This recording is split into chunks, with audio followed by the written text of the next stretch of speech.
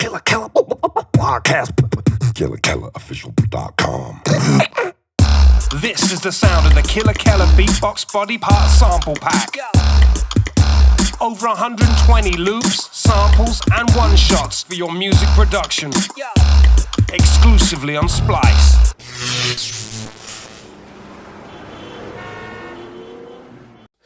Ladies and gentlemen, coming to you live from the KK Heights, central London, just around the corner from where I got mugged last week. This is the Killa Kela Podcast, right?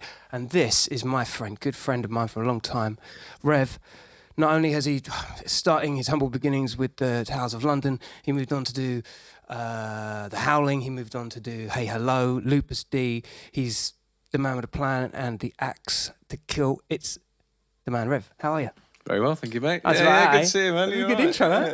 In your kitchen. Yeah, exactly, yeah. Being filmed in your kitchen for a change. Yeah. Well, rather than just getting wasted in the corner. We don't normally like being filmed in the kitchen. Normally I'm over there by the window, mate. Yeah. And we got Rob in the house. Say hello, Rob. Hello There we go. So yeah, it's been a bit of a journey, hasn't it, since we last saw each other? It's been a long time, mate. Yeah, I think the last time I was round in your kitchen, mate, I had my little boy with me, didn't I? Yeah, we just had that Actually, there was a house party or two, wasn't there? Yeah, that's it. Yeah, There's always a house party or two around here, man. Yeah, we get some mischief. But no, good to be here. Good to be on the podcast and seeing all the videos that you've been knocking out there, and good to be a part of it, man. Yeah, man. Yeah. You've kind of vacated a little way out of London at the moment, haven't you? I moved out the city 3 years ago now. What's the deal with the sticks? How's it feel? Like sometimes when is it good to get out of the city? Every day. Every day, does it feel good? Yeah, every day. I'm the only punk in the village, man. Yeah, wicked. Yeah, I'm the only punk in my village. It feels great. I kind of I started to fall out of love with the city. I started to fall out of love with the people I was living around. Yeah. Didn't like that I was handing over all my fucking cash to some pompous pricks at fucking Hoxtons, you know what I mean? Some assholes who would never come around and fix a leaky tap or anything. And have you been spying on us? This is exactly what goes on in London with everybody. No, we've had this conversation many a time, man. I'm like, how are you put up with this, mate? Yeah, I know. It's and situations change, you know. And it was coming up for nearly 15 years living in London, and I met the right woman, and we had a baby, and that was it, man. I was just like, I want to get out. And it's all she wrote. That's pretty much But I'm in London every day. Here I am in London today. Yeah, you're very fortunate. I mean, like to be able to commute and do the whole thing and live off your music and live off your heritage as an artist is pretty crazy. And like to get out of London sometimes, I find it. That's my biggest fear is that. Well, the work won't happen in London if I'm not in London. You're very lucky that that's... Well, that's every single person said that to me when I said, I'm moving out. And they were like, are you fucking mad? Because I was running my own club night with the Howling at the time. I was doing 3 or 4 club nights a week. I had residencies. That was that's where all the money was coming in. That I had the rehearsal studios and the recording studio. And then when the Howling started going south, I was like, I've just had enough. I'm going to take a step back and do what I want to do. And everyone was going, you're fucking mad moving out there. But I knew at the time I had an avenue to earn revenue that didn't necessarily mean that I was committed to taking any fucking gig that I got offered. So I had that avenue that went a long way to me being able to be pretty self-sufficient in the move. But certainly when I decided I was going to move out of London, everyone was telling me how my career was over and how can you do it. Yeah. I was just like, you know what? It's like, I've been in London 15 years, man. I've had fucking, a recording deal, toured with one of the biggest bands. I've done everything I ever wanted to achieve when I moved to London. And London had changed within 10 years of me being there to something that I didn't recognise when I first moved here. So it felt like the right time for me to get out, but still hold on to some sort of love for the city and the music industry, but actually be able to go away and I guess just live life, man. Man. Yeah, because I forgot to mention within the introduction that you did extensive touring with the Prodigy.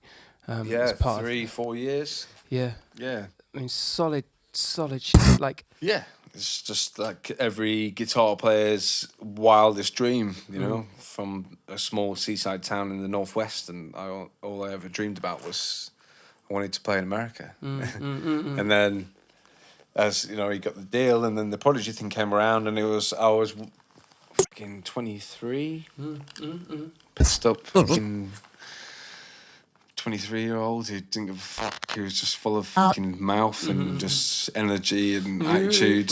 And I met Keith Flint in a bar in the K West Hotel, and then that was it.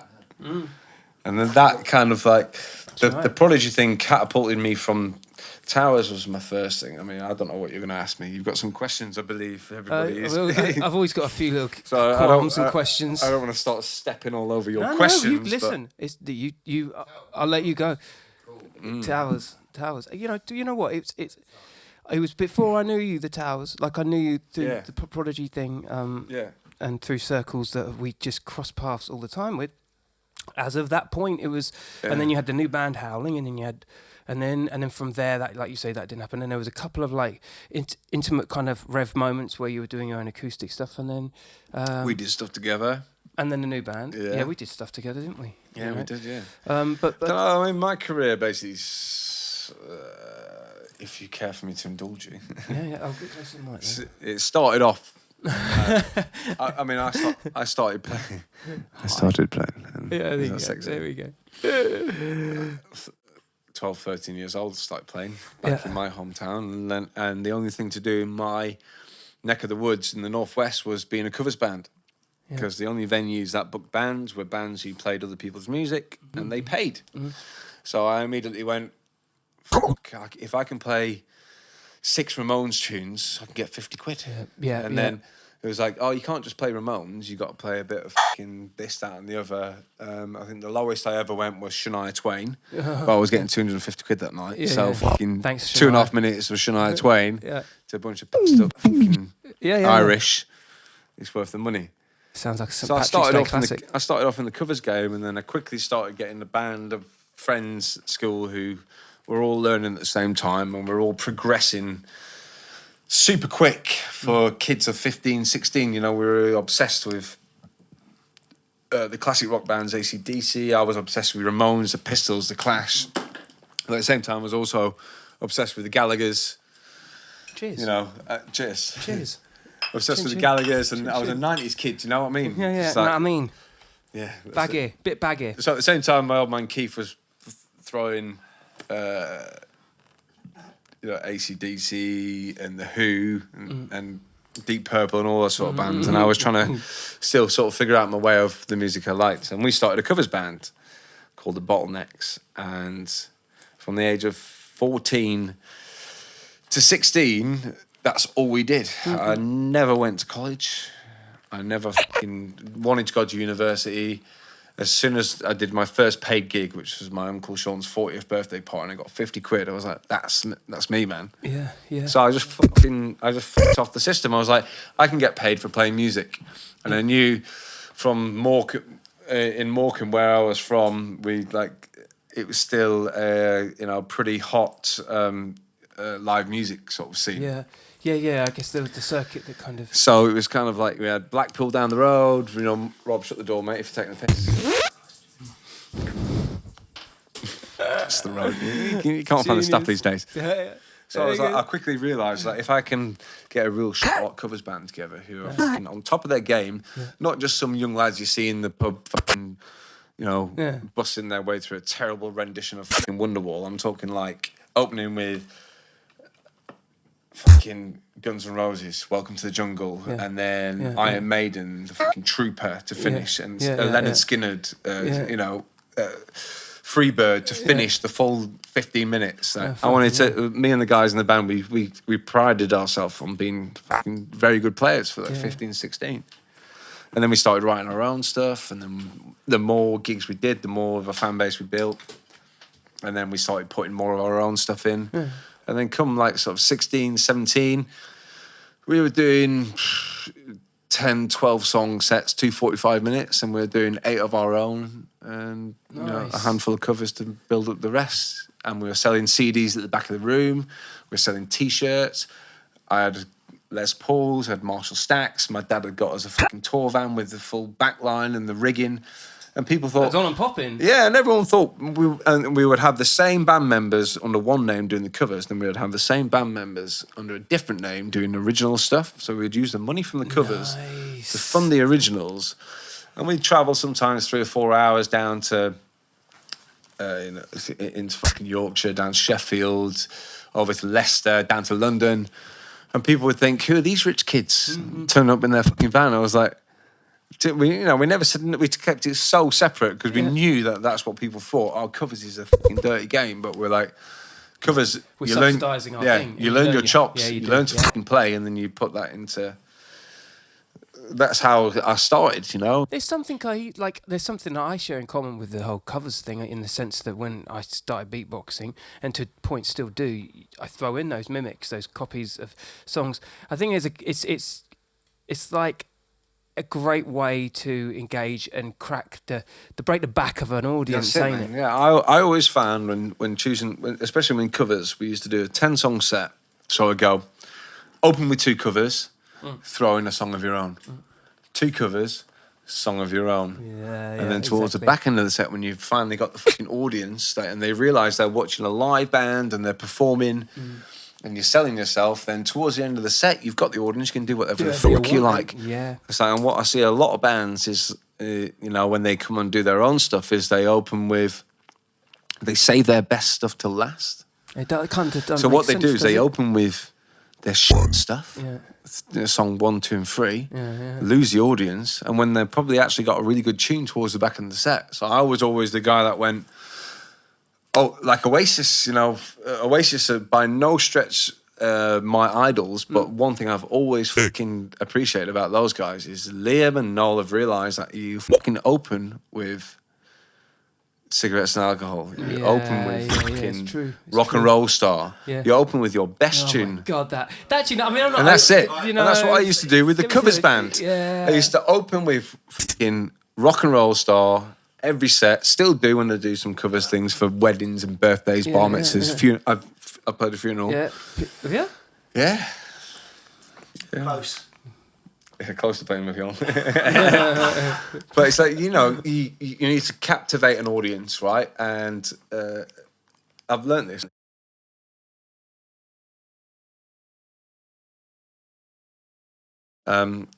So, when you've fucking played 120, 130 gigs a year, of a whole range of shows, you get a thick skin about you, and you realise that you're there to perform. And I quickly realised that it doesn't matter how many people are out there, but there could be that one person, one group of friends that go, fuck me, these guys are fucking brilliant. Yeah, Next week, there'll be 25 of them, or you get hold, That's right. It's not the quantity; it's the quality. It's all about grassroots, and for me, it's always been about music, playing, being able to play, and not being afraid of working. Yeah, exactly. And from that, consistency, man. Yeah. Your mate Mark.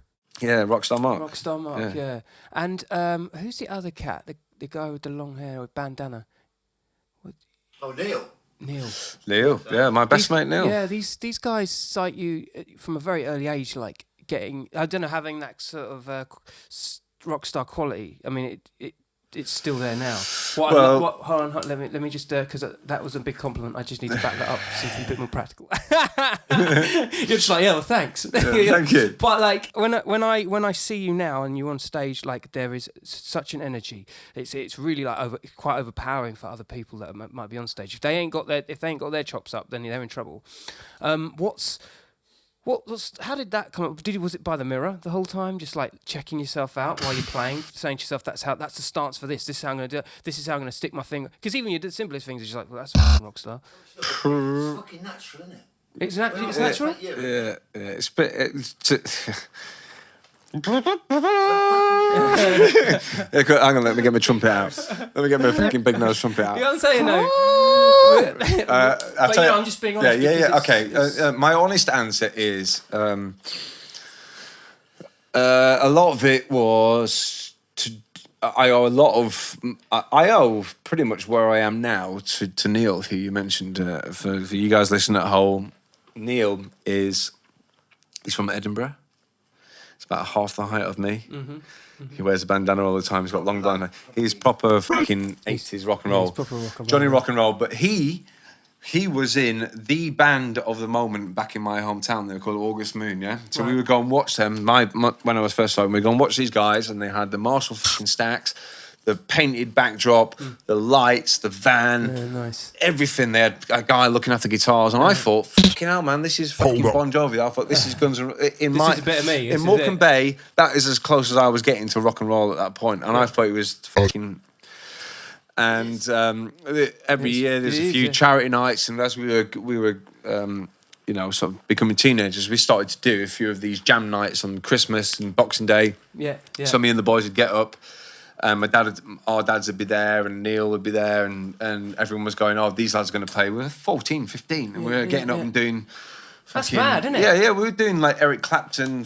I think my first ever solo was Wonderful Tonight by Eric Clapton. My guitar teacher, who died of gout a few years later, Boomer, taught me it. And I soloed Wonderful Tonight for about 15 minutes, man.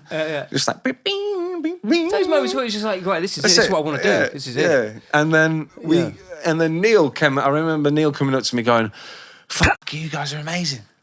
I was like, well, we're like 15, 16, you know, and like, he's not that much older than me, but at that time, you know, the growth separation, I was like, of course. He's in his 20s, you know, he's like, he's got the long hair and the jeans. And he's really fucking doing it. And he's fucking really doing it, and he's cool. And he's in this band, and they've got a backdrop and lights. So I was like, I want to be like you. And he kind of like helped us out, and he took us on, I wouldn't say he took us under our wing, but he introduced me to all of the music I grew up with. Motley Crue, Skid Row. We went for this whole 80s extravaganza, me and Neil.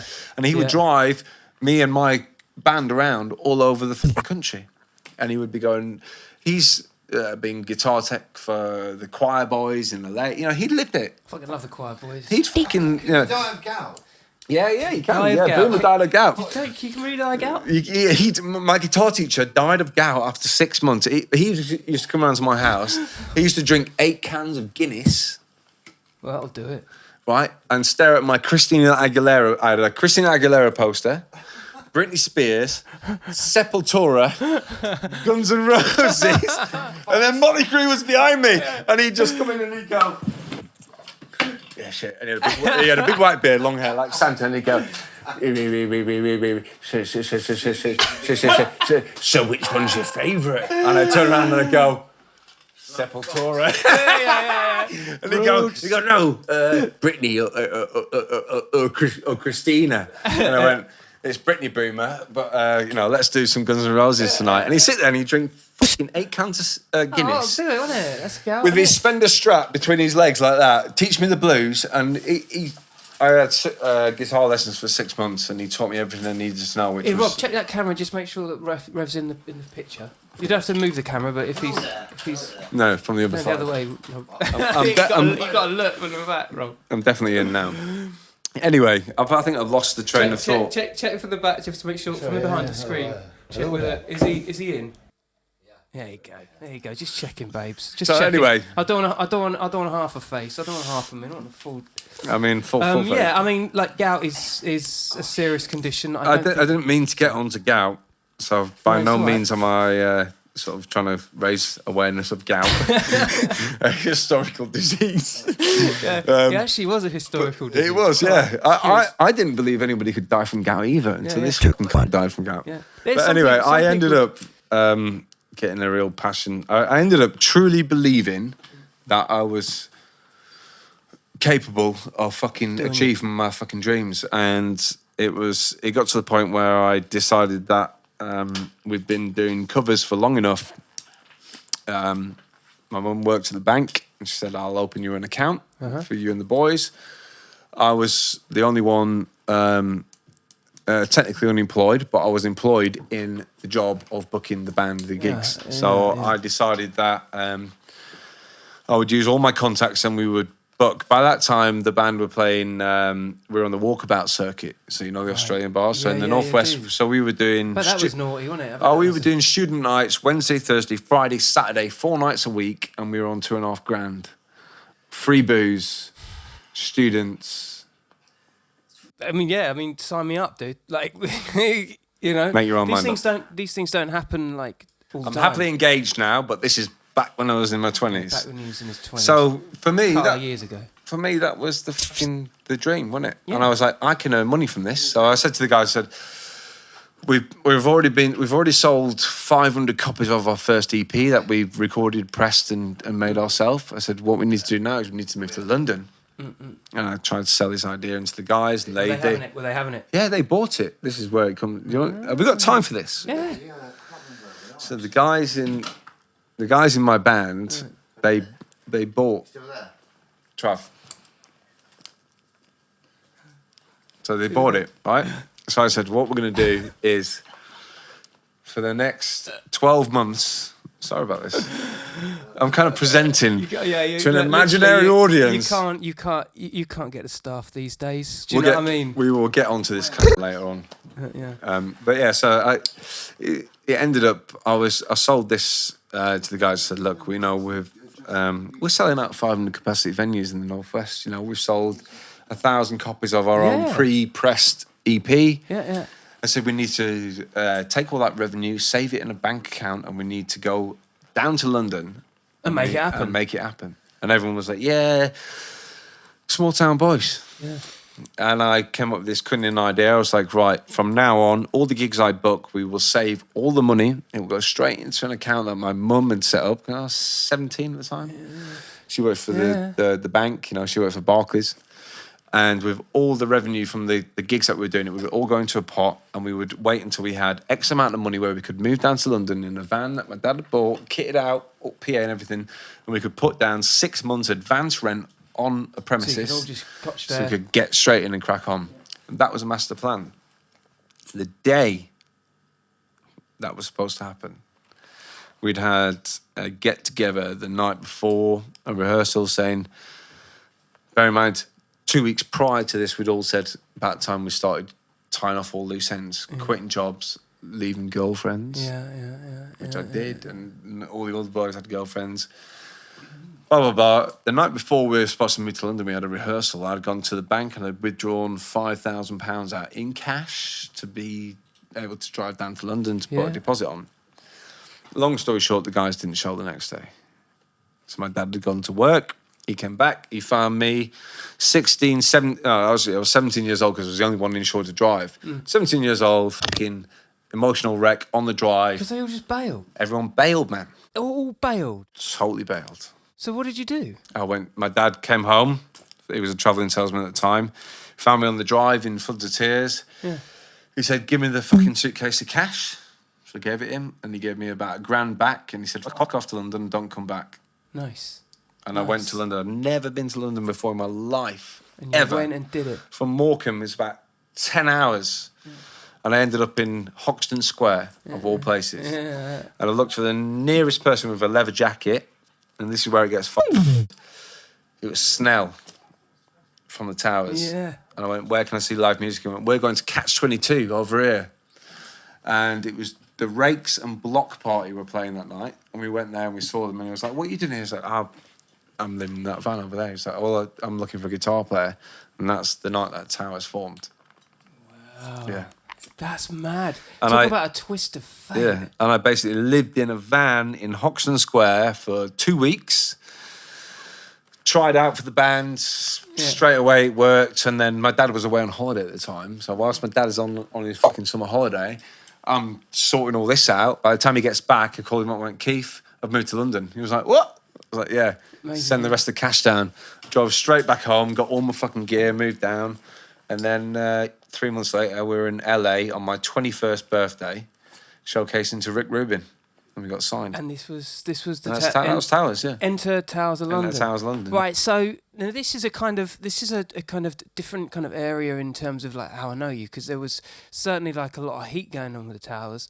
There was a couple of gems. I did like a lot of their songs, and I remember there being loads of things you guys would do, like charity football things and all sorts of stuff. Never my idea. Well, yeah, I know. But then it's a democratic decision, isn't it? Like it's. The thing with Towers was, I mean, going back to the story about how I ended up in London, I'd always I knew I was fucking capable of being a rock and roll guitar player. Yeah. So I wasn't, and I still say I'm not the fucking. I stopped learning guitar when I realised I could get paid. Yeah. I looked good doing it, and then it was exciting, and I was getting free drinks, drugs, and girls. Yeah. Sorry, mum, dad, auntie, whatever. Do you know what I mean? So that's the truth of it. I was 17, 18, 19, 20 years old. All I ever wanted to fucking do was I wanted to play my guitar on the biggest stage I could play in the farthest away country I've ever been. And I'd only ever been to Tenerife as a kid. Do you know what I mean? So when I moved to London, I was sheltered from all of the chaos that is a massive city. London to me was the Dick Whittington vision of London, like streets are paved with gold. Yeah. The big city, London excited me. It kept me awake at night. If I remember, like when we did our first covers gig, it kept me awake for about 2 weeks. I was so excited to move to London. And then when the opportunity, like it, is it? No. When I got to London, the first thing I did was look above the skyline and see loads of buildings. And I'm like, I want this. This is me. I'm gonna own all of this London.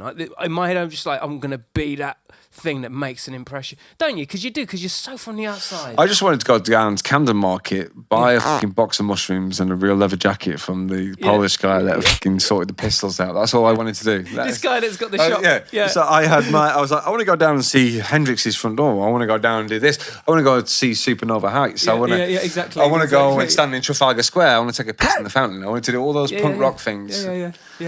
And actually, the realistic vision of that is I didn't do any of those. I didn't even see the river for fucking 2 years. I've been living in London for 2 years, and I hadn't even seen the river. Because I was a fucking vampire, man. Like, I got down there and we were just in the Hoxton, Shoreditch, underground music scene, living with Pete Doherty and Baby Shambles in a squat, living fucking, and I was like, this is what I was. This is me, yeah. It's a goal. I still believe those eras exist now, but there was a certain, it was an innocence and a golden era of it was, man. New bands. I'll tell you what, mate, it's like this, we're going back to 2000, we're going back to 2003, early 2004 and 2005 when it really kicked off, when it was like Kasabian were getting signed, we got signed, you had the Brit Rock Revolution, you had Libertines, you had Baby Shambles just launching, the whole Carl Barrett, the whole Razorlight thing. Noel Fielding was just breaking. The Holy Arms was kicking off. That's right, yeah. And we were there. And we were in this just this fucking scene. It was just like, it was like, all we were was 21, 22-year-old kids looking for the next. We used to go out with £10 in our pocket. We'd all chip in, get whatever we needed to do. And it was a real community that's right. vibe. And everyone was putting on these everyone was putting on these gigs, and it was like warehouse parties popping up all over the place. And East London, anybody that can remember back at that time, East London was not the way it is now. It was pretty fucking grimy. Do you know what I mean? It was you could put on a warehouse party and no one would know where they're going. You could get off at Aldgate East. I used to love that. We get off at Aldgate East and they go, down this street. And we go, what the where are we? We're in the ghetto, man. But it never felt dangerous. It just felt exciting. It felt like, where are we going now, mate? Do you know what I mean? And we'd turn up and all the gear would be exploding. It's almost, in fact, I still get that every time you guys come around anyway. I think there's an energy to that as well. There is, But it was of the moment. Rob, I'll have another beer if that's all right, mate. It was of the moment and of the time, do you know what I mean? And I just fell in love with it and I buzzed off it. And I think because I was from a small seaside town, and I was at the age of 14, I was out gigging, but I wasn't doing fucking, I wasn't smoking as much weed as I do now, or or partying. I was very, very green to that. But I knew there was a world out there that I wanted to experience and I wanted to find my own way in. And I came down here, and going back to Neil, my guitar tech, because I got my name, the Rev, from Neil. He nicknamed me that. And he said to me when I moved down to London, he's the only one that believed in me, apart from my old man and my mum and everyone. He says to me, he goes, keep a fucking diary. He goes, here's 3 diaries. Give me these hardback diaries. He goes, write everything that happens to you down in these diaries. And for the first 2 years, I did. Nice. Everything. So you've got all your diaries from the No. first 3 years? The label, I've got them now. No. Yeah. But listen, I wrote fucking everything.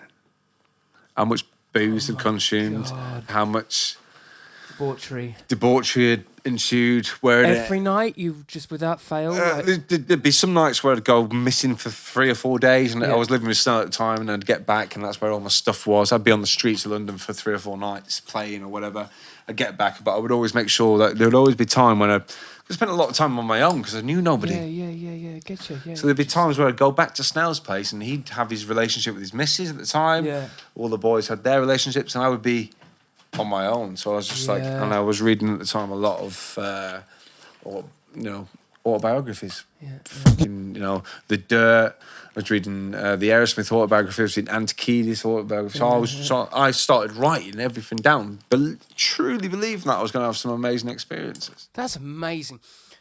There was a real versatility within the bands that were coming up at that time, like you say, Baby Shambles. Well, Libertines forming Baby Shambles and the vice versas, and then you guys being Towers of London. You guys were so much more punk orientated and a lot more, but still commercially accessible, like all the other guys. But what the fuck happened? I'll tell you what, mate. What happened? Towers were born out of chaos, man. Yeah.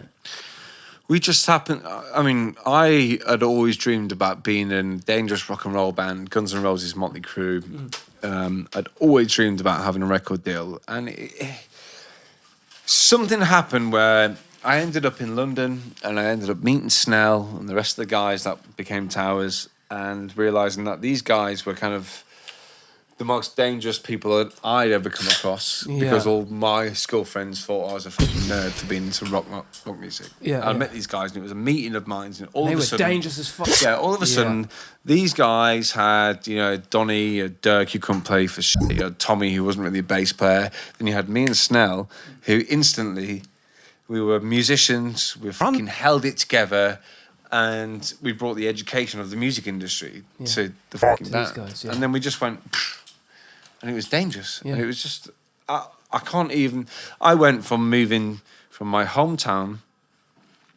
to having a recording contract and 55 grand in my bank account playing South by Southwest Festival in 8 months. Oh, wow.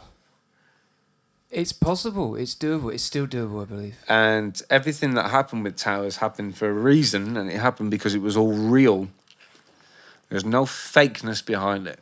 Nothing. Whatever anybody has to say about it, I'm not a fake person. No, I got out of that band when it became a fucking clown show. And the reason I got out of that band was because I didn't like what the lead singer and the rhythm guitarist, the two brothers, stood for, which was disgraceful behaviour to their family, disgraceful behaviour to women, disgraceful behaviour to people that were trying to help us, disgraceful behaviour to people that had our best interests at heart, and generally just being so fucking blinded by the fact that they don't know what they've got in front of them, that they used to make it a mockery.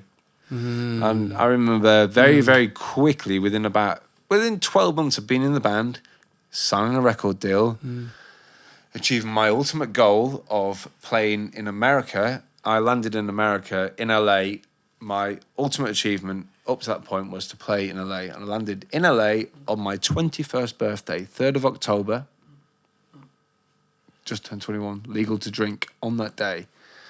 And that was my highlight achieved. Yeah. When you, I've asked a few people this before, when you talk about achievements and aspiring to achieve them at such an early age, where'd you go from there? Like mentally, because if you've hit that mark, it's like, okay, so what next? Did you ever think of that afterwards? No, I never had a what next because I was never allowed to have a what next, because every single time I'm involved in a band, or every single time I'm involved in anything really, whether it be a relationship or whether it be a job or whether it be a band or a group of mates, I commit myself 110%. Yeah, you do, and a lot of the time it's been to my detriment. Well, I don't focus on. I don't spread myself too thin. It's like I'm very quick to commit to people. I'm very quick to commit myself and my energy and my efforts. So when I was in Towers, oh, it's my fucking life, man. 110%, man. And it only. I mean, fucking hell. I mean, the amount of stuff I achieved with Towers in the short space of time that we achieved it, 5 years. Which then led me to the point where, one by chance meeting with Keith Flint led me to the Prodigy. But at that stage, I was still fighting Towers. But these guys they were not. They were crashing. And I was like, I am not going to go down with a fucking sinking ship, man. No, fair enough. So in the end, I ended up going. And I remember me and Snell very, very clearly. One episode in Japan, which is readily available online if you watch the fucking Towers TV show, where I went, this is not for me. These guys are behaving like cunts. I was like, I am out. I am done. I would not be associated with this kind of behaviour. A lot like the groping scandals these days. Like these guys we were in Japan, and anybody that's been to Japan before in their fucking life know that how fucking formal and how nice and how mild-mannered and how respectful the Japanese are. And I'm in a band where these two cunts have been so disrespectful for no fucking reason. I was embarrassed. Do you know what I wanted to do? I wanted to fucking curl up inside my own fucking belly button hole and for someone to just fucking put me down because I couldn't stand being around.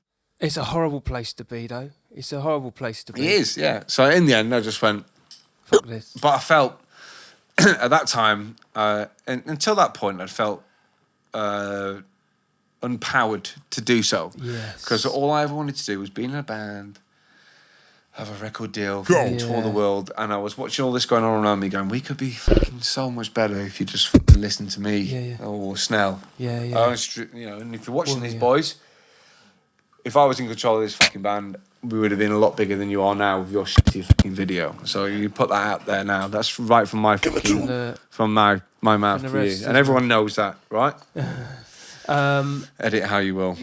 So in the end, I was just like, I said to Snell, I remember saying to Snell, I said, when it gets... Rob's like, nice, excellent. Yeah, when it gets... I said to Snell, I said, when it gets too fucking much for you, I'm off. And he went, when it gets too much for you, I'm off. And that was our agreement. Yeah. So every opportunity we're playing, supporting Guns N' Roses. Yeah. In fucking the UK. Yeah. We were having salmon dinners with fucking Axl Rose's grandma in Glasgow, me and Snell. And we were going... and the guys were getting pissed up on fucking vodka, and they missed the sound check, and we went, should we quit now? And we went, we can't quit now because the machine's moving, isn't it? And he's over. Yeah. Pause it. Intermission. Toilet time.